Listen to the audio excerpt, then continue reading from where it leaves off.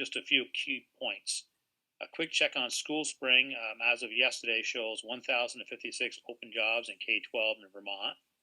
This includes all school employee jobs. And this is a crazy number, especially when we consider we are not in July or August. And I've got a link to School Spring in my written testimony that I shared with Rowan. Additionally, we are seeing support staff, such as general paraeducators and individual student aides, being pulled away from their assignments to cover classrooms so school can be held when teachers are absent.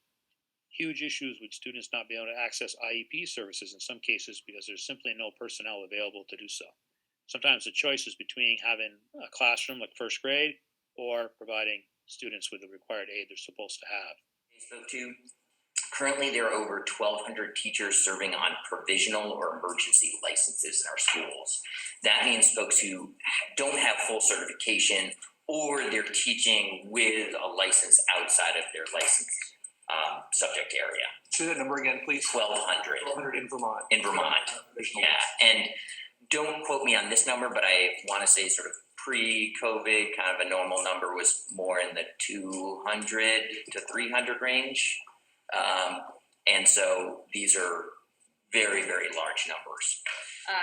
Another superintendent said they had 20% of teaching staff on emergency or provisional licenses. And important to note this anecdote, I'm in the process of meeting with 28 different teachers who are struggling to meet requirements to gain licensure. They are not passing the praxis exam despite graduating from the local teacher prep programs.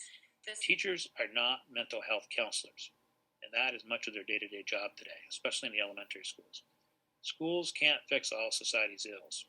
We have student behavior manifesting in many violent behaviors because basic mental health needs are not being met. Kids are on waiting lists for months at a time before getting service, and those kids come to school the next day, no matter how traumatic the night before was. Educators do not have the training or resources to provide what many of these children need.